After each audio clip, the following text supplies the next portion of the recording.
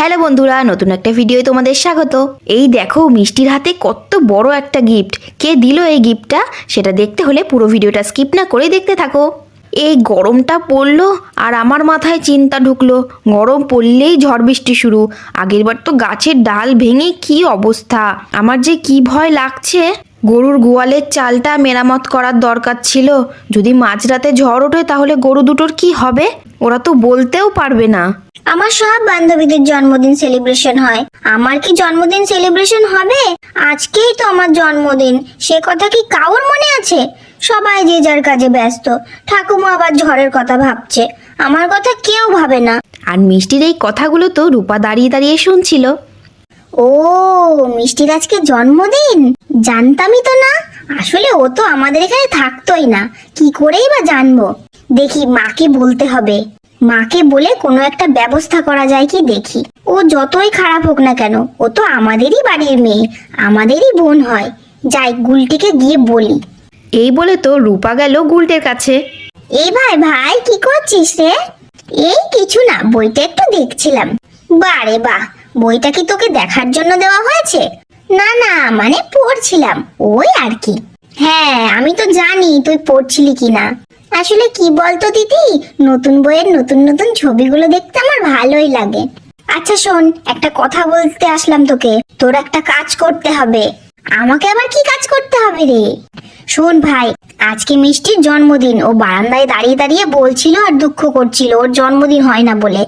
আমি পেছনে দাঁড়িয়ে সব শুনেছি। ও, মিষ্টি দিদি দুঃখ করছিল, তাহলে তো ওর জন্য কিছু একটা করতেই হবে, ও যতই খারাপ হোক। হ্যাঁ, আমি তো তোকে এটাই বলতে আসলাম, ওর জন্য কিছু একটা করতে হবে আমাদের। কিন্তু কি করব বলতো? কি করব আবার? ওর জন্য একটা কেক আনবো আর একটা গিফট দেব। হ্যাঁ, ঠিক কথা বলেছিস, ভালো আইডিয়া। ও যখন দুপুরবেলা ঘুমাবে তখন আমরা সবকিছু রেডি করব। আর ও তো দুপুরবেলা ঘুমালে অনেক দেরি করে ওঠে। কি বোঝা গেল? হ্যাঁ হ্যাঁ, সবকিছু বুঝে গেছি। এই বলে তো রূপা আর গুলটে মায়ের কাছে গেল। ও মামা, আমার আর গুলটের যে টাকাগুলো তোমার কাছে জমানো আছে না, সেই টাকাগুলো আজকে আমাদের দিবা গো। কেন রে, হঠাৎ করে তোরা জমানো টাকা চাইছিস? কি করবি তোরা টাকা দিয়ে, তাও আবার দুজনের টাকা? ও মা, জানো মিষ্টি দিদির আজকে জন্মদিন। ওর জন্মদিন সেলিব্রেশন হয় না বলে ও খুব দুঃখ করছিল। তাই আমি আর দিদি ভেবেছি ওর জন্য একটা ছোট কেক আর একটা গিফট দেব। বাহ, এ তো ভালো কথা। আচ্ছা ঠিক আছে, দাঁড়া দিচ্ছি। এই বলে তো প্রতিমা ঘরে গিয়ে টাকা এনে দিল। এই নে তোদের জমানো টাকা। দাও মা। আর ওই টাকা নিয়ে তো রূপা আর গুলটে চলে গেল। আর কিছুক্ষণ পর একটা কেক আর বড় একটা গিফট নিয়ে আসলো। এই ভাই, সাবধানে গিফটটা রাখ। এই দিদি, প্রায় সন্ধে তো হয়েই গেল। হ্যাঁ হ্যাঁ, দাঁড়া, কেকটা রাখার জন্য টেবিলটা নিয়ে আসি। এই বলে তো রূপা গেল টেবিলটা আনতে, আর এদিকে গুলটে লাইটের ব্যবস্থা করছে। আর এরই মধ্যে রূপা টেবিলটা নিয়েও চলে আসলো আর সুন্দর করে কেকটা সাজিয়ে দিল। এই ভাই, গিফটটা লুকিয়ে রাখ, মিষ্টি কিন্তু এক্ষুনি চলে আসবে।